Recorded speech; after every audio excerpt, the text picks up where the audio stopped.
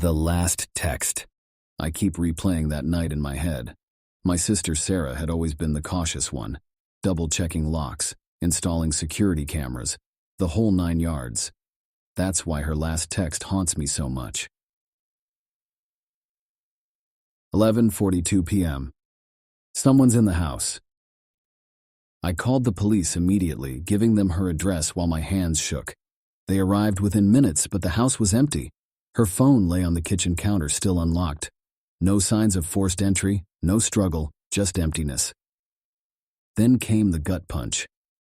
Sarah had been discovered in her car 3 days earlier, 200 miles away, victim of what appeared to be a cardiac arrest.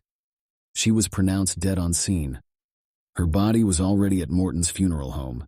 The police investigated the number that texted me. It came from Sarah's phone, which had been in police custody since her death, sealed in an evidence bag. When they checked the phone's message history, there was no record of any text being sent. I still get texts from her number sometimes, always at 11:42 p.m. Always the same message. Someone's in the house.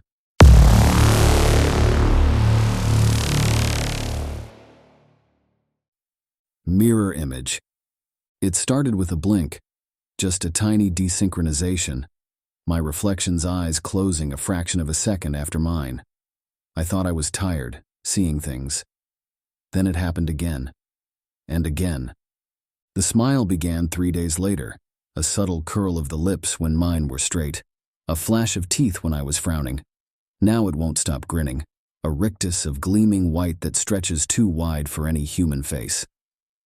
I've covered all the mirrors in my house, but reflective surfaces are everywhere. Windows, phone screens, the chrome of my coffee maker.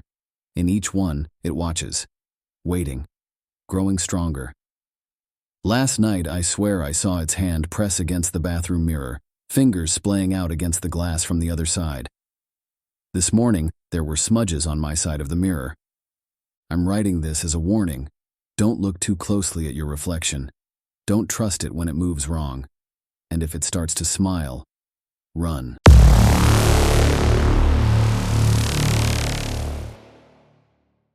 "3 a.m. call. The old landline hadn't rung in years. I kept it for emergencies, though cell service in our rural home was spotty at best.